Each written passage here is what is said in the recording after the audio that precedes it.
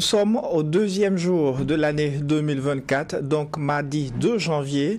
Auditeurs et auditrices de la radio Watt FM sur la fréquence 100.7, téléspectateurs et téléspectatrices de Twi TV au numéro 264 sur le bouquet Canal Plus et sur la fréquence TNT du multiplex. Mesdames et messieurs, bonjour et bienvenue à la première audience du tribunal de l'actualité pour cette année 2024. Vous le savez, c'est une tradition et comme à chaque audience, je suis accompagné par les juges au siège. D'un des juges au Fava, bonjour. Bonjour Président Kaboré, bonjour juge Bougma, bonjour auditeurs et téléspectateurs. Oui, juge Vaha, bonjour. Président Kaboré, bonjour. Madame, Messieurs, bonjour. Et pour cette convocation, le tribunal de l'actualité auditionne Boukari Zoromé. Il est spécialiste en digital business, marketing communication, la vente, la distribution et l'expérience client. Celui que nous auditionnons a été directeur de vente Canal Plus Burkina et il est actuellement le directeur régional de Canal Plus en République démocratique du Congo. Avec lui, il sera question des enjeux de la digitalisation au Burkina Faso. Bonjour et bienvenue à la barre du tribunal. Bonjour Président Kaboré, bonjour juge Vaha, bonjour juge Bouma, bonjour à tous les téléspectateurs et à tous les auditeurs de Watt FM et les téléspectateurs de Twi TV. Plaisir d'être sur le plateau ce matin. Bienvenue encore. Et sur ce, je déclare ouverte cette audience du tribunal de l'actualité avec la fenêtre des avant-propos.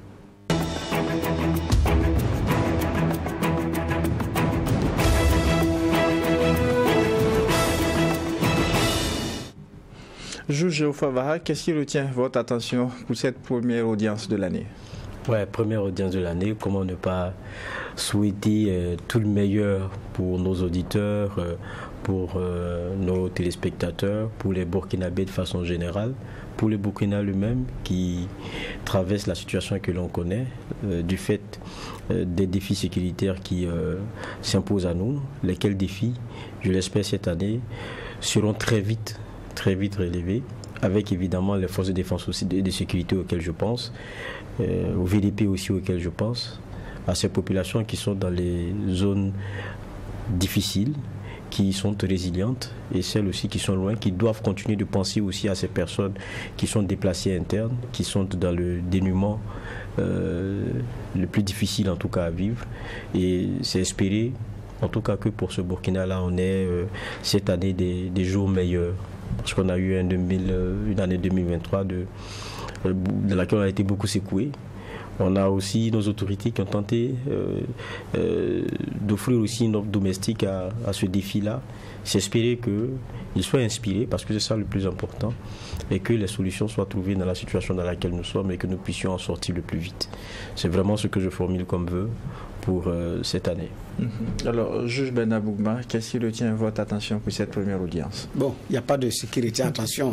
C'est comme le doyen des juges souhaitait, en tout cas, une très belle année à l'ensemble des Burkinabés, avec une pensée spéciale pour les personnes déplacées internes, les forces de défense et de sécurité, les VDP et tout le personnel, ceux qui s'investissent au niveau de l'humanitaire pour aider, soulager, donner de l'espoir et du sourire à ces personnes déplacées internes et à toutes ces personnes qui sont dans la détresse. Il y en a qui sont directement ou indirectement concernés par cette crise. Le Burkinabé, dans son ensemble d'ailleurs, est maintenant concerné à travers déjà ce qui ressent dans sa poche comme contribution à l'effort de paix. C'est déjà pas c'est pas rien en termes d'être touché. Voilà. Donc c'est en tout cas souhaiter que le chef de l'État, dans son adresse lors de la fête de l'indépendance, avait dit que le développement a commencé, que réellement cette année 2024 les espaces récupérés puissent être élargis pour que le Burkina Faso puisse effectivement aller de l'avant. Donc, c'est souhaiter également une année merveilleuse à toutes ces personnes qui nous écoutent, qui nous conseillent, qui nous envoient des informations complémentaires, qui nous envoient des livres, qui nous envoient de la documentation en appui, mais aussi à toutes ces personnes qui acceptent parfois venir sur le plateau avec des moments de risque, parce qu'il faut affronter aussi un public qui parfois est très exigeant, parce qu'on a un public qui est très exigeant aussi. Donc c'est beaucoup de souhaiter une bonne année aussi à toutes ces personnes-là. Donc pour l'essentiel, que Dieu puisse nous protéger, nous bénir et puis donner à chacun en fonction de ce qu'il veut et ce qu'il aura planifié. En tout cas, je termine en souhaitant une magnifique année à tout le monde. Les enjeux de la digitalisation au Burkina Faso, voici le sujet retenu à cette audience du tribunal de l'actualité et on en parle justement avec notre convoqué Boukari Zoromé. Première question de généralité, beaucoup estiment que le continent est beaucoup en retard en termes de digitalisation. Qu'en est-il réellement ? D'accord, merci Président Kaboré. Permettez-moi avant tout propos de souhaiter une très bonne et heureuse année 2024. Mes pensées positives à l'ensemble de toutes les forces combattantes et de tous les acteurs qui œuvrent à ce que la paix revienne et apporter des moments d'épanouissement, des moments de bonheur à tous. Donc c'est important pour nous parce qu'effectivement les digital c'est un sujet qui est d'actualité et la paix pour nous elle est importante et ça permettra justement que l'ensemble de tout ce qu'on fait dans ce domaine puisse être déployé, que ce soit les digital, d'autres aspects de la société. Donc votre question c'est par rapport au digital en Afrique. C'est vrai que malheureusement sur les technologies de façon globale, les continents africains, mais pas que, d'autres parties du monde sont vus comme plutôt consommateurs que créateurs ou encore acteurs au premier plan. Dans une certaine mesure, on peut le dire oui, parce que ce que nous consommons sur les digital, dans la majorité, il vient effectivement d'ailleurs, que ce soit les médias sociaux, les plateformes de messagerie, les plateformes d'e-commerce et tout, on voit que ça vient d'ailleurs, que ce soit ça vient de Chine ou encore ça vient des États-Unis ou encore de l'Europe. Dans une certaine mesure, oui. Mais je pense aussi que quand on voit l'ensemble de toutes les initiatives qui sont déployées sur le continent, on ne le voit pas dans l'immédiat, mais au fur et à mesure, il y a une certaine prise de conscience sur le fait que ce ne sont pas des choses compliquées à faire. Il faut mettre la volonté politique, les moyens qu'il faut pour y arriver. Et je veux prendre à titre d'exemple, c'est vrai que c'est un vieil exemple, mais il est important de le souligner, la téléphonie mobile. Je pense que dans les années 90, beaucoup d'études disaient que l'Afrique c'était pas la peine d'aller en Afrique pour la téléphonie mobile. Et l'une des personnes iconiques à l'époque, Dr Mo Ibrahim, fondateur de Celtel, la marque Celtel, je pense que beaucoup connaissent, il était à l'époque à British Telecom.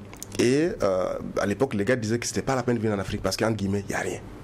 Mais quand il a démissionné, il a fondé Celtel.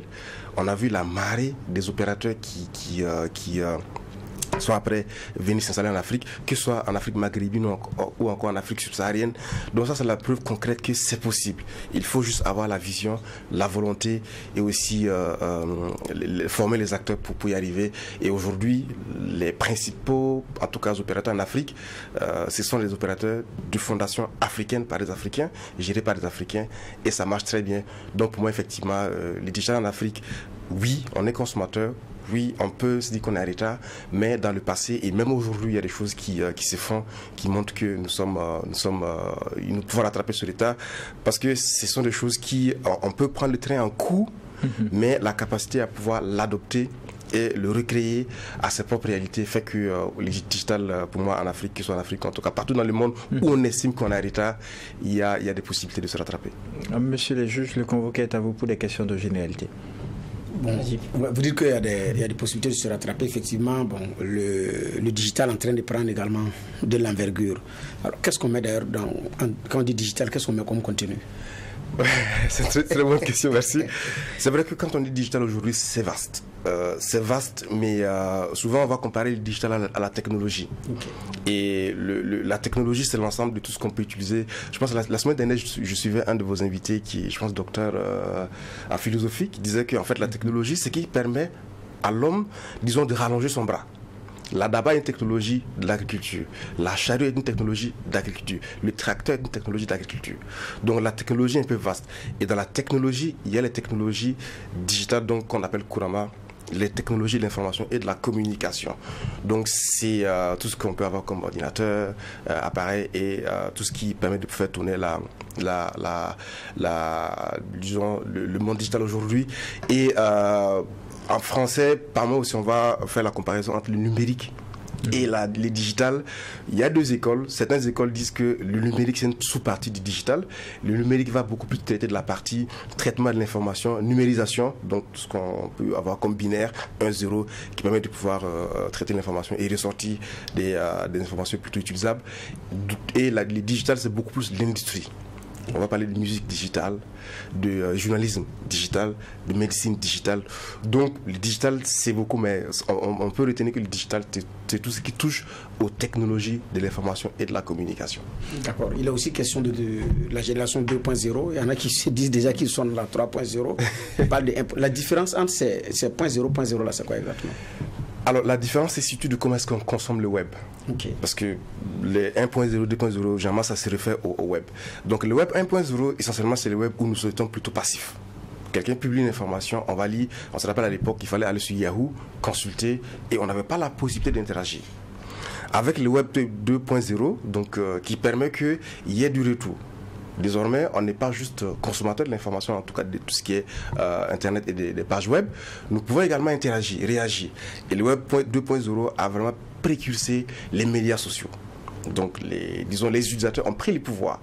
Et nous pouvons interagir et ça fait que on ne peut pas avoir le monopole de l'information, le monopole du divertissement, on peut également créer. Le web 3.0, il peine à décoller, mais il est là et il est utilisé, notamment avec la blockchain et tout ce qui est technologie décentralisée, qui fait qu'au-delà d'être un agent, parce qu'aujourd'hui, quand vous publiez sur les médias sociaux, les contenus que vous publiez, il est public, il ne vous appartient pas forcément. Il peut être réutilisé. Alors que le Web 3.0, on parle plutôt de l'économie du créateur. Quand je publie les contenus, me génère moi de l'argent. Donc, le Web 3.0, c'est le web un peu plutôt décentralisé, qui fait que vous n'allez pas avoir un Facebook ou encore un YouTube qui est propriétaire du contenu. Les publicateurs, lui également, il est propriétaire du contenu, même si on voit aujourd'hui que c'est un peu de mal à décoller, parce qu'on a vu en 2021 les NFT qui ont fait beaucoup de bruit, mais qui, aujourd'hui, on n'en parle pas beaucoup, même la crypto-monnaie qui reste un sujet, mais ça fait son petit bonhomme de chemin, avec notamment l'arrivée du métavers, qui, même si ça n'a pas décollé, il y a encore des acteurs qui travaillent dessus. Et le Web 3.0, à mon avis, ça va être potentiellement le futur du Web, comme on le dit. D'accord, Géoffava. Je vois qu'on a parlé du monde, on a parlé de l'Afrique. Le Burkina, la réalité du digital chez nous, c'est quoi? Je pense que c'est le principal sujet du jour. À mon avis, la réalité digitale au Burkina est, à mon avis, à l'image de la réalité de notre pays. Nous faisons notre petit bonhomme de chemin avec tout ce que nous avons comme création et contenu. Moi, aujourd'hui, je vais dire que je suis satisfait parce que par rapport à ce que nous voyons dans les années 2000 et maintenant, il y a beaucoup d'évolution. On va en parler, que ce soit au niveau des télécommunications, que ce soit au niveau de l'Internet, que ce soit au niveau des médias sociaux, que ce soit au niveau de la création d'outils.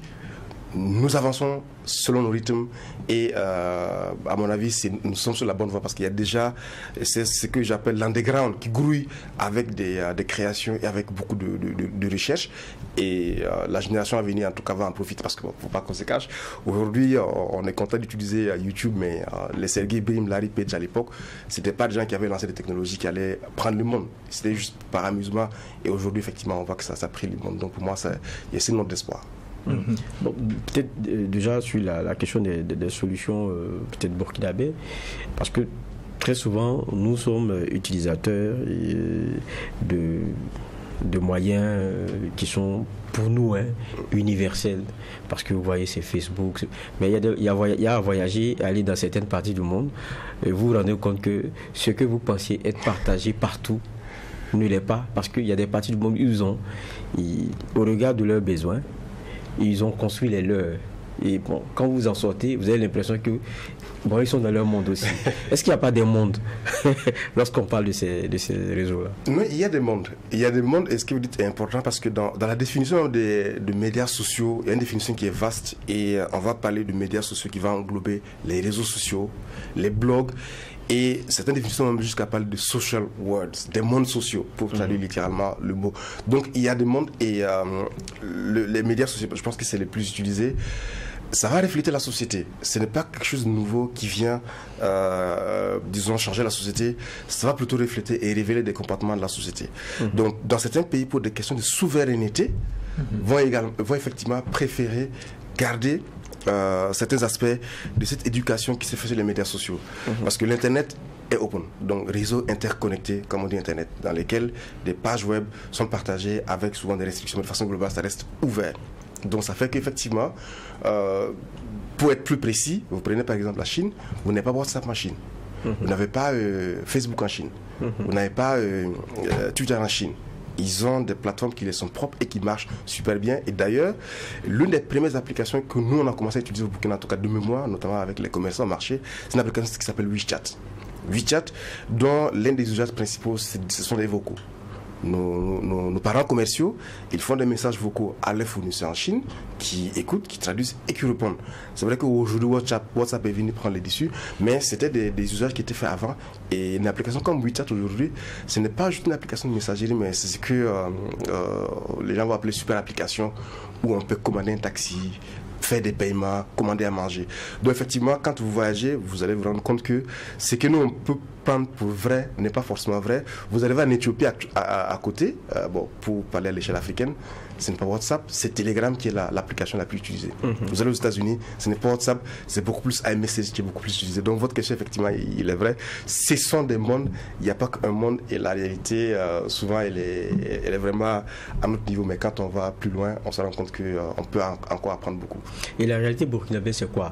Parce que bon, je parle de façon empirique, hein. Facebook, Messenger, Instagram, WhatsApp, c'est ça. Et si on veut faire comment on appelle ça? On veut stratifier. Qu'est-ce qui vient en premier en termes d'outils vraiment utilisés? D'accord. Le burkinabé, son profil, c'est quoi? Alors, indiscutablement, c'est Facebook. D'accord. Indiscutablement, c'est Facebook parce que quasiment 95% des utilisateurs des médias sociaux au Burkina sont sur Facebook. Donc, je regardais un rapport dernièrement, notamment le rapport de novembre, où on est sur environ 3 91 000, je pense, utilisateurs Facebook au Burkina. C'est vrai qu'en début d'année, j'avais regardé un autre rapport qui donnait 1 95 000, mais vous avez expliqué qu'ils ont fait des retraitements qui ont fait qu'on avait baissé par rapport à 2021, mais en novembre, les chiffres donnent autour de 3 millions et je pense que c'est un peu plus réaliste. Okay. Sur une population d'environ 22 millions, et quand on remonte par rapport au nombre d'utilisateurs Internet autour de 6 millions, effectivement, Facebook reste le plus important. Après, c'est LinkedIn. On n'en parle pas beaucoup, mais LinkedIn, qui est la plateforme par excellence des réseaux professionnels également utilisés, c'est plus de 300 000, quasiment 400 000, et ça commence à monter.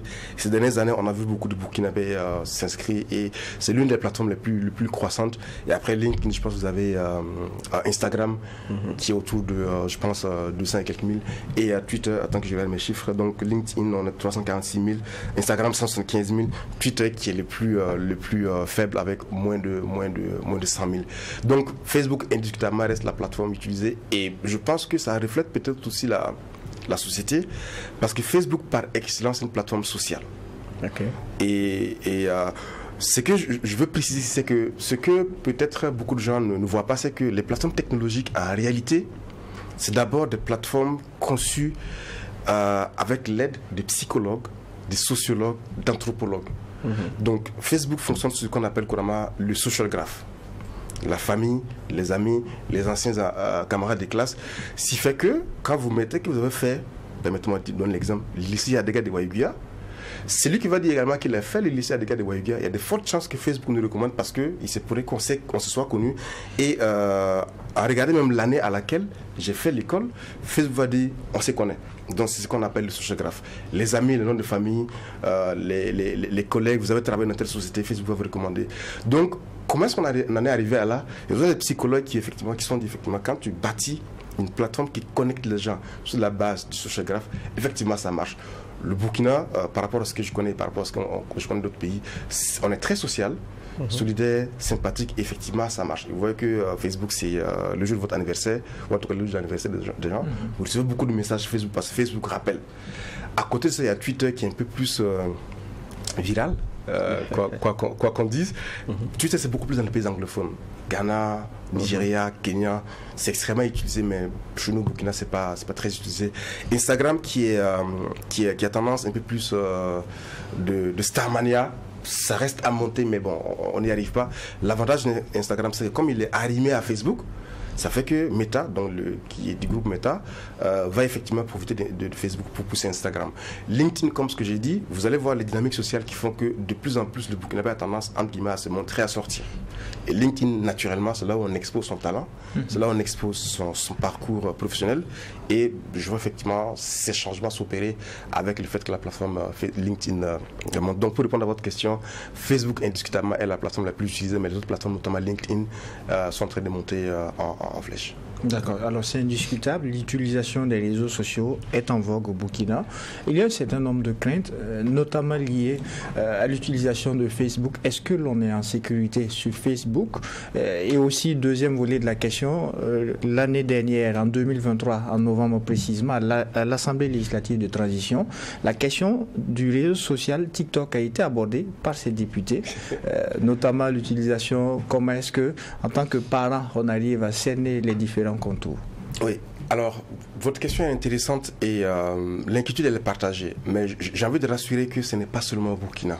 Partout dans le monde, la question des risques que posent les médias sociaux, elle se pose partout. Et la régulation, elle se fait comment dire ça, partout. Donc, Facebook spécifiquement, effectivement, au début, c'était pour connecter, mais comme ce que j'ai dit, les plateformes ne créent pas de comportements. Ils peuvent les amplifier, les révéler, mais ils ne les créent pas. Alors, dans la définition du réseau social, les définitions sociologiques d'un réseau social, c'est quoi? C'est un réseau de gens qui ont un lien social. Ça peut être la famille, et ça remonte depuis que l'homme a commencé à socialiser. Donc, ce n'est pas Facebook qui a amené les réseaux sociaux. Les réseaux sociaux ont toujours existé. Le grain au quartier, c'est un réseau social qui discute de sujets spécifiques au grain. Quand on repart dans la famille, c'est un réseau social qui discute des sujets spécifiques à la famille, et ainsi de suite. Donc, Facebook est un réseau social, mais en anglais, on va plutôt dire social network, donc un média social, social media, du moins, c'est un média social, connecte de façon digitale ces différents réseaux, et effectivement, on va retrouver ses amis, on va retrouver la famille, on va retrouver les collègues. Les comportements qu'on a, quand on est au grain, quand on est dans la famille, ou quand on est entre collègues, il y a de fortes chances que ces comportements se révèlent. Et là où maintenant c'est un peu plus critique, c'est que les médias sociaux vont amplifier. Ce que nous disons entre 4 ici ou encore en 10 dans un grain, ça va rester au grain. Même si quelqu'un colporte, en tout cas transporte ce message, il va le diffuser, ça va pas aller loin. Mais sur un clic publié, c'est viral. Vous allez voir, vos amis vont voir, les amis de vos amis vont voir en fonction des interactions qui vont. Donc du coup, naturellement, la société aussi a des règles qui imposent que ce qu'on ne peut pas faire dans la vie réelle, on ne devrait pas pouvoir le faire dans la vie virtuelle. Parce qu'en réalité, c'est la vie. Et même si on pense être caché devant un écran, un clavier, on est vu. Donc les inquiétudes sont partagées à la fois ici au Burkina, dans la sous-région et partout dans le monde. Ce qui fait qu'effectivement, bon, comme je disais au début, en Chine, vous n'avez pas Facebook.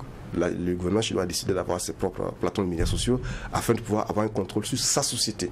En Russie, il y a des plateformes qui sont... je pense que Facebook a été fermé en Russie, je n'ai pas l'information exacte, mais c'est ainsi. L'Europe est en train de réguler massivement les médias sociaux face à toutes ces difficultés parce que ça prend la société de coup. Pour revenir sur TikTok, on a suivi l'une des actualités phares de l'année 2023. C'était les débats au Congrès, je pense, américain, sur la suspension ou pas de TikTok. Les CEO, donc le PDG de TikTok, a passé des heures difficiles, mais je trouve qu'il s'est bien défendu, à parler de TikTok au point où il s'engage à investir des milliards aux États-Unis pour que les serveurs qui stockent et traitent les informations des Américains soient stockés aux États-Unis pour éviter justement, selon la crainte des Américains, que le gouvernement sinon ne rapatrie ces informations et soit un instrument comment dire ça, d'espionnage et tout. Et pareil dans d'autres pays. Le Sénégal, je ne sais pas si vous l'avez vu, mais le Sénégal a interdit TikTok. Parce qu'effectivement, à l'époque de manifestation, c'était très viral, ça allait très vite. En Éthiopie, il y a des débats. Donc, ce n'est pas seulement au Burkina que les débats, il a cours, c'est partout dans le monde. Et le Burkina n'est que. Le Burkina ne fait que suivre. C'est même pas qu'on suit. En fait, c'est que. Impose les règles de la société, à savoir nous assurer que ce qui est censé être un média de divertissement, mais aussi d'éducation, de formation, ne dénature pas la société. Avant de laisser la parole au juge, la crainte, c'est aussi lié à l'utilisation par les enfants. Quel est l'âge adapté? Alors, l'âge adapté, les âges, je pense que c'est minimum 13 ans. Les médias sociaux, pour pouvoir créer son compte, il y a un minimum il y a un âge minimum pour pouvoir les créer.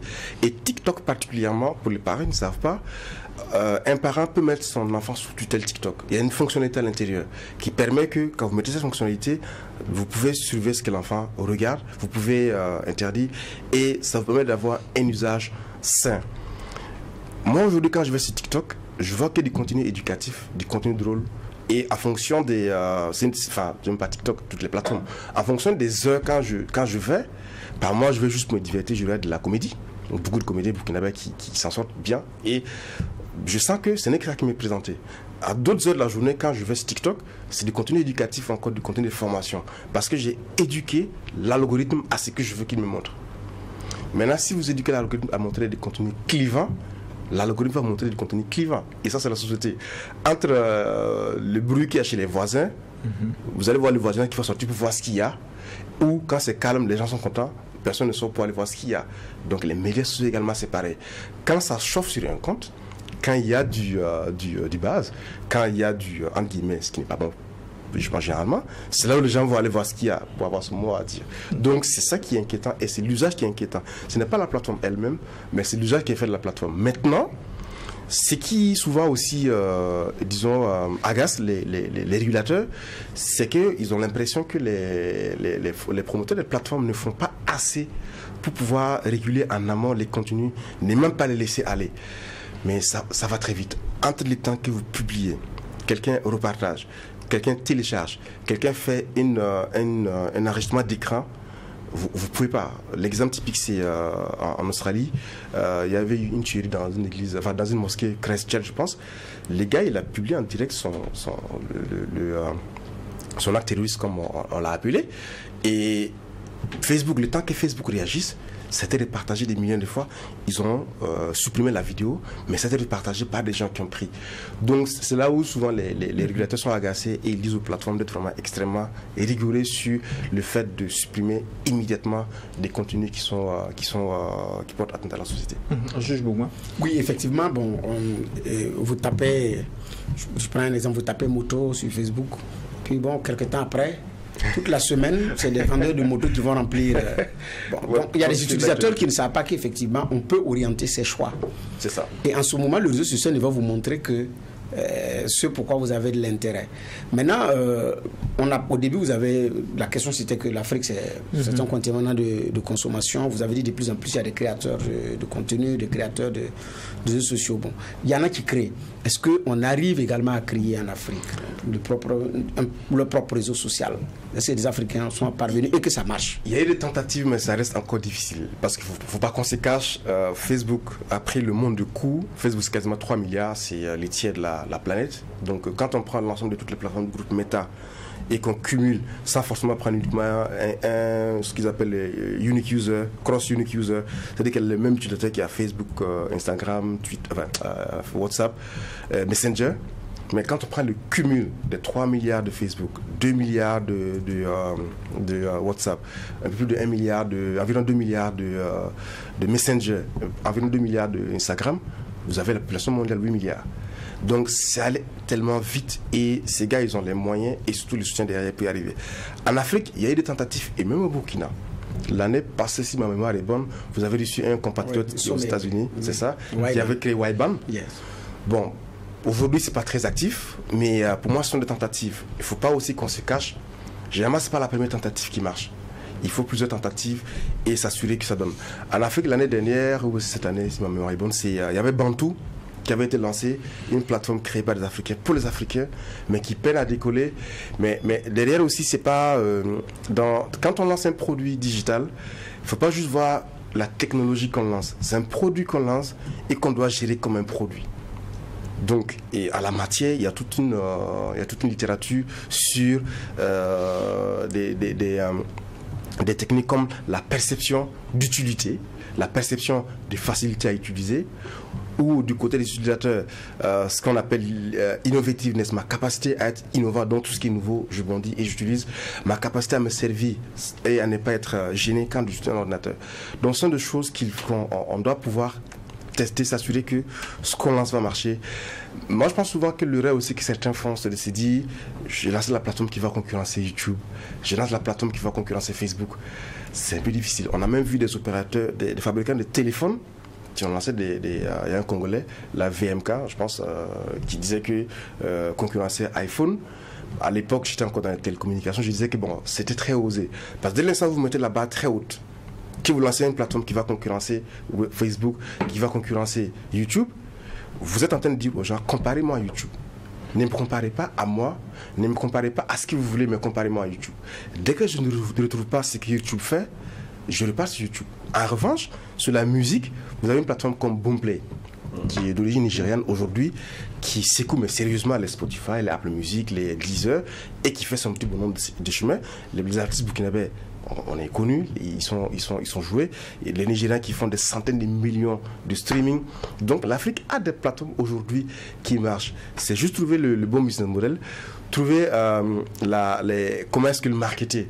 Parce que par moment, la comparaison est souvent décidée, bon, ok, moi je veux faire comme. Quand vous voulez faire comme, vous invitez les autres à vous comparer à celui qui fait. Et s'il ne trouve pas ce qu'il recherche dans celui que vous comparez, il va dire, ok, bon, vous n'êtes pas encore arrivé, je repars en attendant que vous arrivez. Bon, c'est vrai que c'est un peu caricaturé, mais pour moi c'est ça. Donc juste pour vous assurer qu'il y a des tentatives et au fur et à mesure qu'on fait des tentatives, et n'oubliez pas aussi, il y a une sorte de vent de souveraineté qui est en train de souffler en Afrique et ça fait que on veut consommer tant que ça marche.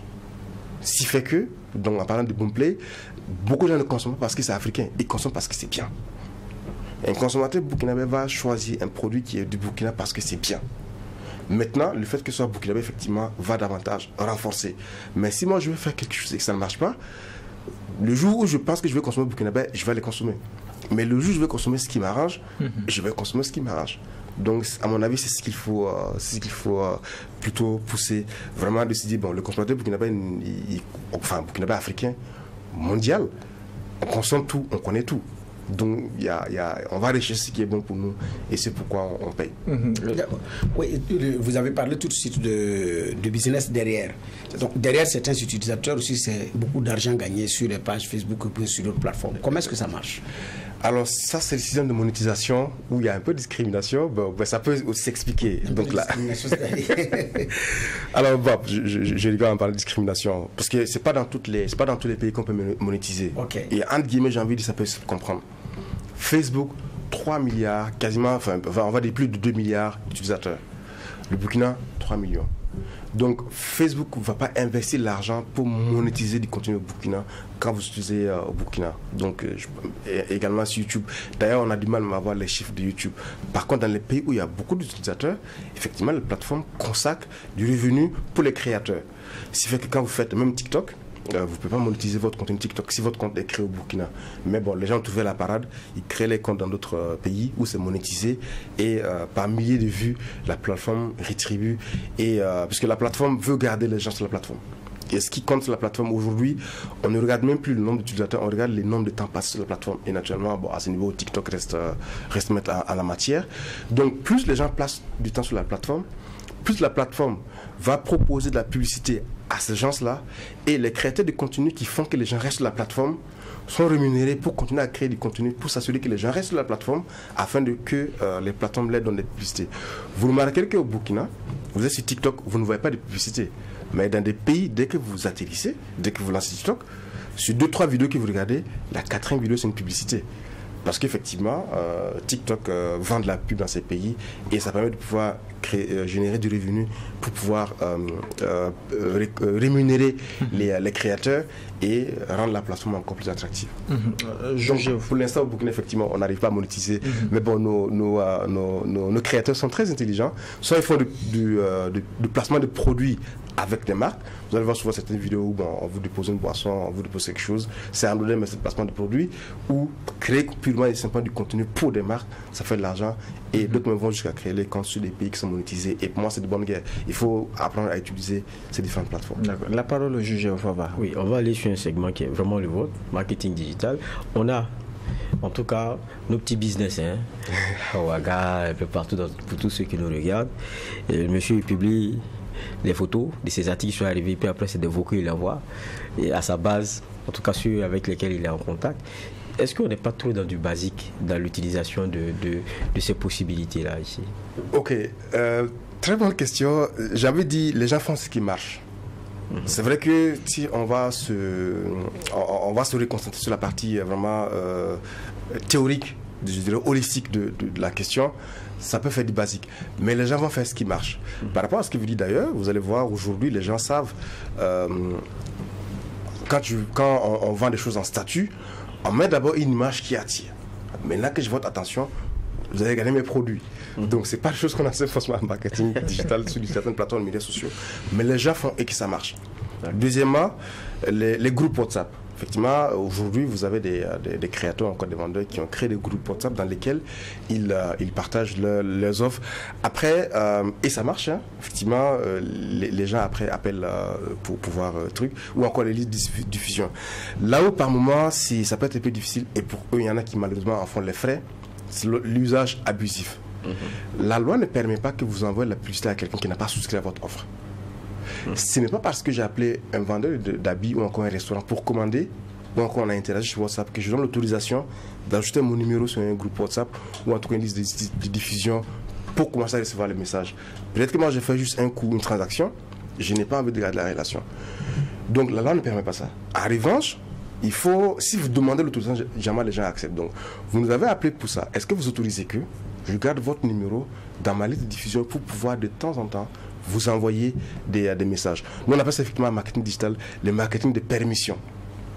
Okay. Je demande d'abord que l'utilisateur me permette de communiquer avec lui, avec les canaux que j'ai. Donc, je peux lui ajouter et je lui permets également, donc le opt-in, il accepte de recevoir, le opt-out, il refuse. Et de temps en temps, je dois lui rappeler, s'il veut arrêter de recevoir, qu'il sorte. Donc, malheureusement, aujourd'hui, il y a des gens effectivement qui, et WhatsApp même l'a remarqué, quand vous commencez à envoyer des messages, WhatsApp va vous dire ce numéro n'est pas dans votre contact, est-ce que vous souhaitez les bloquer, est-ce que vous souhaitez le signaler? Ce qui fait qu'il y a des numéros qui ont été signalés, ils ont été bloqués parce qu'effectivement ils ont fait un usage abusif. Généralement, les gens ne vont pas refuser quand vous leur demandez l'autorisation de leur envoyer des messages, mais je veux au moins savoir que c'est moi, je donne mon autorisation parce que bon, il y a notamment dans les groupes WhatsApp, déjà vont aller dans les groupes, puiser des numéros, ressortir pour utiliser. Il y a des numéros des gens qui ne veulent pas voir les numéros partout. Vous l'ajoutez dans un groupe WhatsApp sans son accord. Ce qui fait que même WhatsApp a compris ça. Ils ont, dans les paramètres de sécurité, vous pouvez choisir qui vous autorisez à vous ajouter dans un groupe WhatsApp et même demander l'autorisation d'accepter encore de refuser. Donc c'est une bonne pratique effectivement et ça marche. Mais il faut effectivement, et ça fait partie effectivement des enjeux de la digitalisation chez nous, c'est la formation et la professionnalisation. Il y a des plateformes qui permettent d'envoyer des centaines de SMS en un clic, des milliers de SMS en un clic, des milliers d'emails en un clic. Il faut juste se former, savoir comment les utiliser. Et pour moi, les messages vocaux, c'est pas un souci parce que l'Afrique, comme on le dit, on a des traditions orales. Massamba Gueye, qui était ici l'année dernière dans son intervention, il disait effectivement que quand on regarde, aujourd'hui, WhatsApp, qui est une plateforme occidentale, aujourd'hui fait beaucoup la promotion des messages vocaux. Et ça marche. Je pense même quand on fait c'est vrai qu'on n'a pas de statistiques, mais proportionnellement, vous allez peut-être avoir plus de messages vocaux dans certains groupes que de messages textes. Et les gens l'utilisent. Donc pour moi, je pense que les gens font ce qui marche. Et maintenant, c'est comment est-ce que le formaliser. Parce que nous, on a appris le marketing des livres, qui n'est pas forcément le marketing adapté. Et même dans le marketing des livres, aujourd'hui, dans le marketing pour les PME, ou encore l'informel n'est pas très développé. C'est le marketing pour les multinationales, le marketing pour les grandes écoles. Mais bon, les gens trouvent le moyen à travers les plateformes qu'ils ont de pouvoir vendre les produits. Et je trouve que ça marche. Voilà. Et justement, est-ce que dans les différents secteurs, on a l'impression que le Burkinabé est au même niveau que les deux? Je m'explique. Même quand vous prenez la question de la culture, par exemple, musique et autres, vous voyez, dans certains pays, vous avez l'impression que, bon, ils sont à un autre level. C'est-à-dire qu'ils ne produisent pas forcément ce qui est extraordinaire, mais les retombées, quand vous citez les plateformes, ils sont très suivis. Vous avez l'impression qu'il y a sur ce segment-là une meilleure maîtrise. Est-ce que avec nous, on n'a pas un petit gap? Alors, si on regarde sur la loi des nombres, on peut peut-être se dire qu'il y a un gap. Parce qu'effectivement, en termes de nombre de followers, donc d'abonnés sur une page ou en sur un artiste, on peut dire que c'est en termes de gap. Mais rapporter ça au nombre d'utilisateurs d'Internet au Burkina, peut-être que si on fait les valeurs relatives, donc le pourcentage de ceux qui suivent un artiste burkinabé sur l'ensemble de ceux qui ont accès à Internet, on va peut-être se rendre compte que le pourcentage il est plus élevé que dans un autre pays où l'artiste peut-être il a 4-5 millions de followers, mais rapporté au nombre d'utilisateurs Internet ou encore de médias sociaux sur le pays, le pourcentage il est faible. C'est là où souvent il faut relativiser. Donc comme ce que je disais en début, le Burkina c'est environ, pour faire les statistiques, selon le dernier rapport de l'ARCEP, je pense le premier trimestre 2023, 26 millions de cartes SIM active sur une population d'environ 22 millions. Donc c'est quasiment plus de 100% de la population. Même si 100% des Burkinabés n'ont pas de carte SIM, sachant qu'elle est de SIM. Et ceux qui ont accès à Internet, c'est 17 millions qui ont un abonnement Internet. Parmi les 17 millions, il y a 11 millions qui ont un abonnement Internet haut débit. Donc ce qu'on appelle Internet haut débit. Internet mobile haut débit, c'est la 3G et la 4G. On a vu, je pense, 5 millions qui ont accès à la 4G, 3 millions. Donc ce sont les chiffres des opérateurs. Mais ça ne veut pas dire que c'est eux tous qui utilisent Internet. Sur les fixes, c'est notre histoire. Les fixes, surtout, je pense que je regarde mes chiffres pour ne pas n'importe quoi, surtout de 59 000 utilisateurs de l'Internet fixe à la maison, la DSL, la VSAT ou encore la fibre. Et 45 500 abonnés à la fibre. Donc l'Internet fixe haut débit. C'est encore une population de 22 millions et ce n'est pas disponible partout. Donc quand on voit l'infrastructure, l'accès par rapport à Internet et ce que les gens font, pour moi c'est appréciable et effectivement ce sont les créateurs effectivement qui doivent davantage créer pour les Burkinabés et ils font beaucoup d'efforts. Aujourd'hui, je ne vous cache pas, je parlais de TikTok, vous voyez les chansons traditionnelles en langue, qu'elles soient en Dioula, encore en Moré, encore en Bissa, qui sont reprises sur le channel TikTok massivement aujourd'hui au Burkina, là où il y a 2 ans, ce n'était pas le cas. Ça veut dire qu'on est en train de se réapproprier et ça fait des millions de vues. On est en train de se réapproprier nos valeurs, nos cultures, dont on fait la promotion.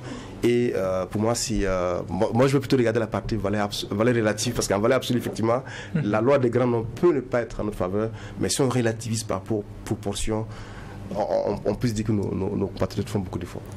Oui, effectivement, là on comprend mieux. Mais vous aviez parlé de non seulement la formalisation, mais aussi la formation.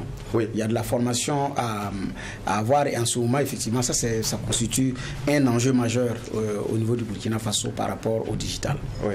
Alors, la formation et la formalisation. Généralement, la formalisation va venir peut-être après la formation. Okay. Parce que quand on arrive à inculquer la théorie, et nous qui avons fait du marketing digital, donc qui avons fait la formation, quand nous voyons quelque chose, on sait le formaliser, on sait le théoriser, en fait, on sait le modéliser. Et c'est pour cela que moi, j'encourage beaucoup les différentes conférences et les différentes créations d'écoles spécialisées dans la formation sur le digital.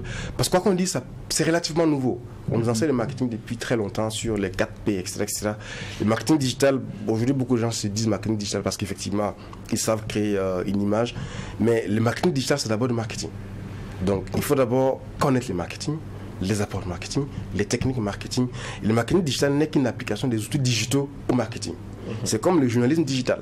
Donc pour faire du mobile journalisme, effectivement j'ai un téléphone portable où je peux aller faire des reportages, mais est-ce que la déontologie, en tout cas les techniques journalistiques, j'essaie de l'appliquer pour faire un travail de qualité qui va me protéger et qui va également servir? C'est ça la question. Donc ça fait que pour faire du marketing digital, il faut d'abord se former en marketing. Savoir ce que c'est qu'un client, savoir ce que c'est que la segmentation, savoir ce que c'est que le ciblage, le positionnement, les 4P, donc produit, prix, promotion et place. Plein de choses. C'est basique, mais c'est des choses qu'on apprend avec le temps. Et après, maintenant, comment est-ce que le marketing va servir à travers tout ce qu'on appelle les outils de Martech, marketing, technologie, qui permet de pouvoir pousser tout ça. Donc moi j'encourage beaucoup les différentes conférences, les différentes formations qu'on fait et j'invite les gens à participer. Ce qui est intéressant, c'est un peu drôle, mais vous allez lancer une idée d'une conférence, beaucoup d'intérêt, moyennement de souscription, peu de participation. Donc c'est vraiment de faire l'effort. Une heure de conférence peut peut-être vous donner peut-être 2-3 informations clés, mais qui vont vous servir de tremplin pour aller faire davantage beaucoup de recherches. Donc, ce n'est pas faire la partie de suivre. Et ceux qui ont également la capacité à pouvoir organiser, que ce soit payant ou gratuit, pour moi, même 2 ou 3 personnes qui ont suivi une formation, en tout cas une conférence, et qui retirent quelque chose, ces 2-là vont aller encore parler à 2 personnes. Donc, c'est exponentiel. Et aujourd'hui, peut-être, je ne sais pas si on va pouvoir en parler, mais sur l'intelligence artificielle, nous, on va penser qu'on est en retard, mais dans les pays occidentaux, les gens s'organisent massivement avec des cadres d'échange, de discussion, de comment est-ce qu'on tire parti de ce qui paraît nouveau, mais qui en réalité n'est pas nouveau, mais ça a pris les gens du coup. Et pour moi, effectivement, la formation, qu'elle soit en école ou dans les conférences, ou bien sur YouTube, ou bien sur TikTok, ou bien les podcasts, on a tellement de possibilités de se former, mais les gens se disent que c'est compliqué. Bon, pour devenir expert, on dit qu'il faut 1000 heures de pratique. On va pas demander 10 000 heures, pardon. On va pas demander à quelqu'un de faire 10 000 heures de pratique en marketing, mais le fait de commencer, le savoir, c'est abyssal. Plus on apprend, plus on a envie d'apprendre. Oui. Et ça permet de pouvoir se formaliser. Donc moi, effectivement, c'est un des enjeux effectivement du digital au Burkina, mais je pense que la formation et la professionnalisation va aider les différents acteurs. Alors, oui, formation, professionnalisation, vous avez d'ailleurs fait le glissement dans l'intelligence artificielle. C'est l'actualité aussi. On entend dans des conférences par-ci, par-là, il y en a qui disent c'est bon. Mais quand on regarde aussi sur nos plateformes, il y en a qui prennent pour s'amuser. On a l'impression que nous, on utilise ça beaucoup plus pour la distraction plutôt que pour créer du contenu et monétiser. C'est vrai. C'est vrai parce que l'intelligence artificielle j'avais dit, ça a pris les gens du coup, notamment avec la semaine de ChatGPT en novembre 2022. Mais ce n'est pas nouveau. Ce n'est pas nouveau parce que c'était plutôt avant utilisé par des gens comme Apple, Google, Samsung pour leurs propres produits. Les téléphones à l'époque, ils n'avaient même pas Internet. Quand vous écrivez un SMS, c'est les dictionnaires. Oui. Aujourd'hui, c'est l'intelligence artificielle qui est embarquée dans ce téléphone, qui sait de façon prédictive, en fonction des mots que vous tapez, savoir qu'est-ce que vous allez taper après, et en fonction de ce que vous avez l'habitude de faire, il sait prédire votre utilisation, mais c'est plutôt des fonctionnalités qui sont utilisées pour les téléphones.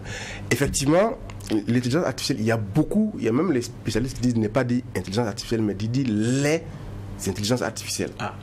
Parce qu'aujourd'hui, ce qui est le plus utilisé, c'est l'intelligence artificielle générative. On peut générer du texte, des images ou de la vidéo ou une combinaison de tout ça. Mais aussi l'intelligence artificielle d'analyse, etc. Et aujourd'hui, effectivement, on s'amuse beaucoup avec l'IA générative pour faire des trucs drôles.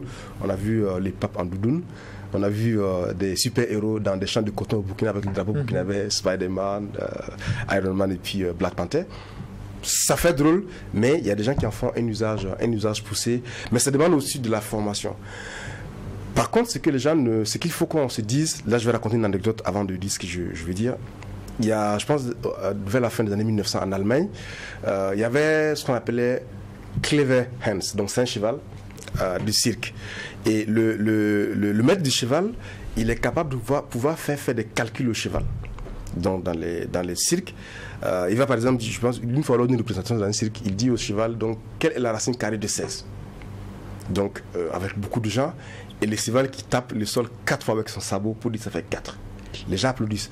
Donc, quasiment 80% des questions, du calcul mathématique, je dirais, même si c'est des mathématiques de base, le cheval arrivait à répondre. Mais un psychologue qui était à côté qui regardait, on s'est dit, tiens, je vais faire une expérience. Je vais éloigner le cheval de son maître et lui poser la question. Bon, là, tout s'est gâté. Le cheval n'arrivait plus à répondre.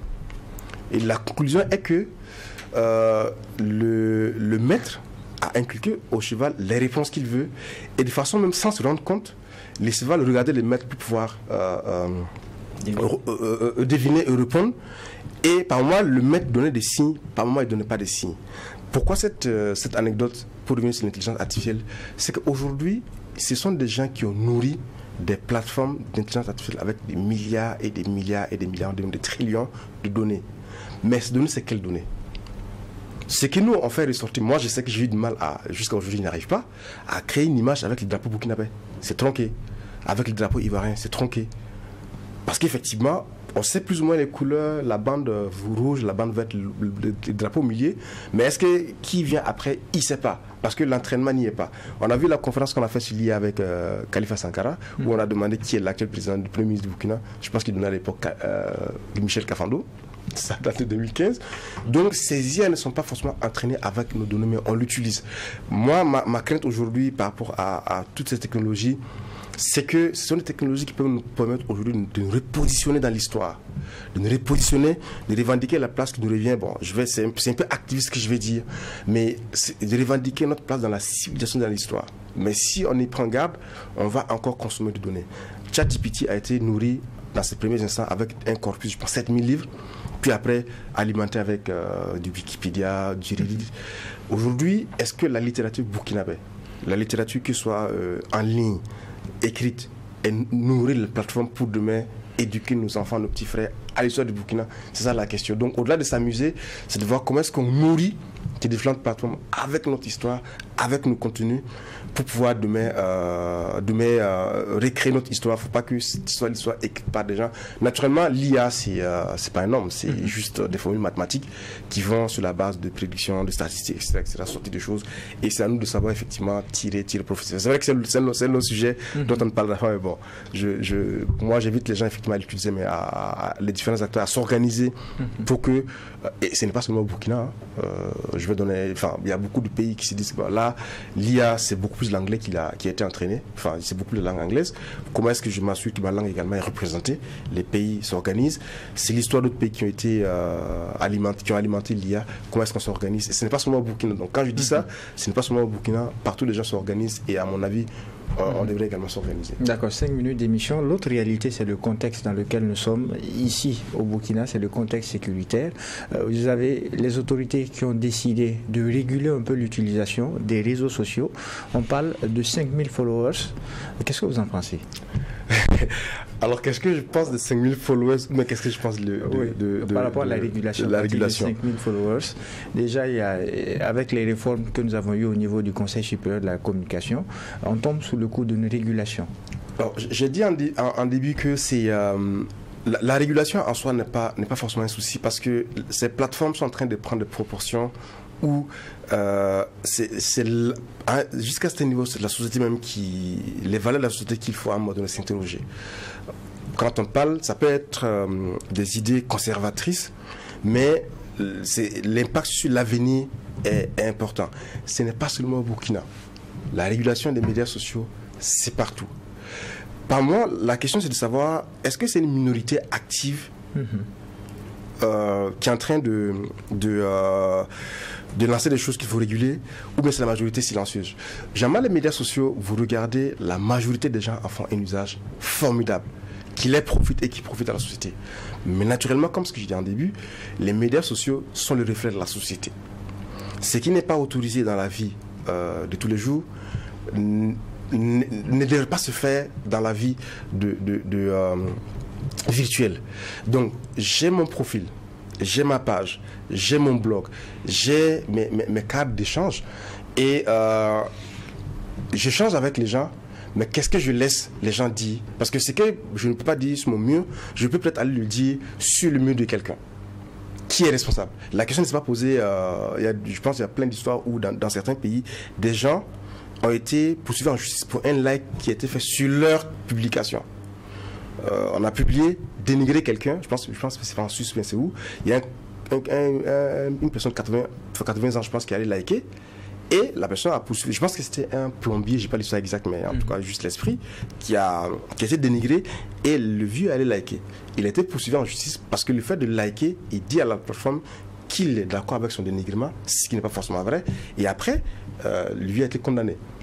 Ou vous faites une publication, quelqu'un vient faire un commentaire négatif. La question c'est qui est le directeur de publication? Bon, je parle ici comme dans le média. Quel est le directeur de publication de ce qui a été publié plus haut et maintenant qui a créé les commentaires par la suite? Donc c'est peut-être dans ça qu'il faut aller chercher l'esprit de la régulation, à quoi ça va servir. Mais généralement, c'est pas des choses qui vont toucher la majorité. C'est des gens qui, par moment aussi, laissent la dérive. Et moi, c'est un appel à un usage sain, à un usage profitable, comme ce que j'ai l'habitude de dire, un digital utile. Parce qu'in fine, il faut que le digital nous soit utile, que ça nous soit, disons, je ne dirais pas régressé, mais ça nous donne encore des chats à fouetter là où on a d'autres choses à faire, pour dire ça de façon plus simple. Dernière réaction, juge Vaha. Bon, oui, on sait que ça sera un peu complexe si on veut parler de monitoring pour ceux qui ont au moins 5000 followers. Maintenant, c'est rappeler à chacun qu'il y a des responsabilités parce que vous serez maintenant traité comme un média avec tout ce qui va avec.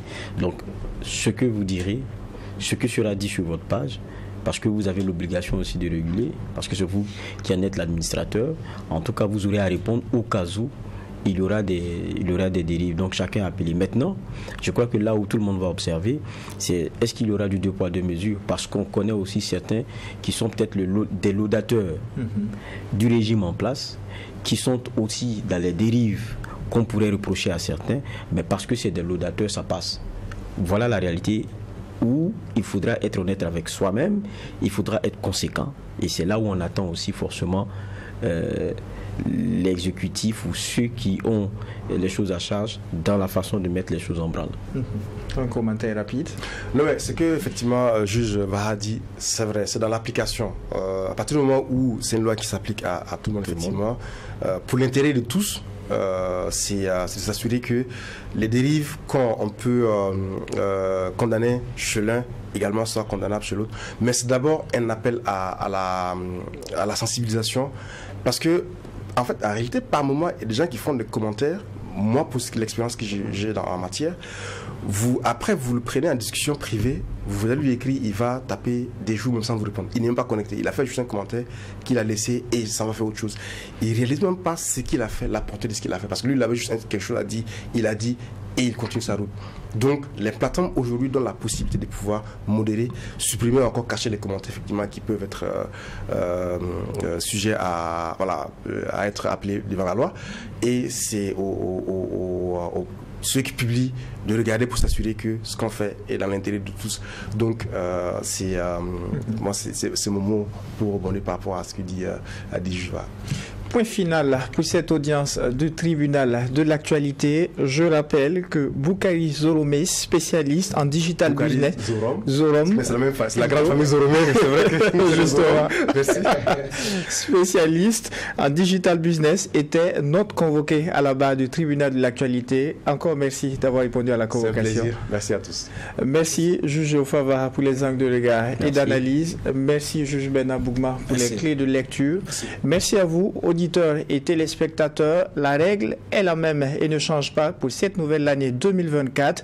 Ici au tribunal de l'actualité, la rigueur d'une justice équitable s'applique sur tous les sujets enrôlés. Au revoir et à bientôt pour une autre convocation.